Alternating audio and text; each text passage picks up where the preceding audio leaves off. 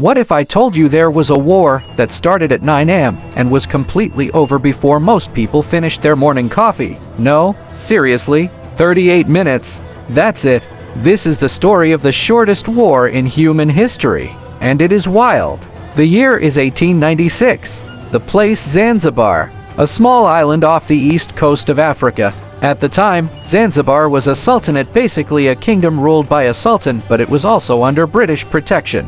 And by protection, I mean the British were pretty much running things. The Sultan did what the British wanted. The British kept him in power. Everyone was uncomfortable, but it worked. Until the Sultan died.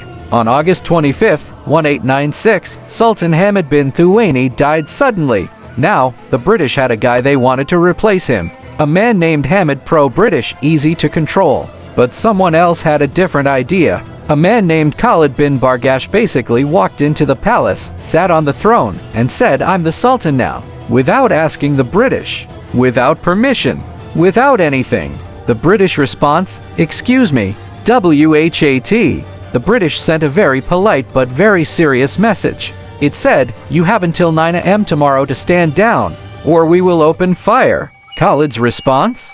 He started gathering an army. About 2,800 soldiers, loyal servants, and palace guards. He dragged out an ancient cannon. He positioned an old royal yacht in the harbor. He even barricaded the palace gates. And he basically said, "Come at me," to the British Empire. In 1896, buddy, 9:00 a.m., August 27, 1896, the British deadline passed. At 9:02 a.m., the British opened fire. 5 Royal Navy warships, all pointed at one palace. Within minutes, the palace was in flames. The ancient cannon, destroyed almost immediately. The royal yacht, sunk in about 2 minutes. Khalid's men fought back, but there was genuinely nothing they could do. By 9:40 a.m., it was over. 38 minutes. 500 of Khalid's men were killed or wounded. British casualties? 1 person, slightly injured. That's it. Khalid escaped through the back of the palace and ran straight into the German consulate where he claimed asylum.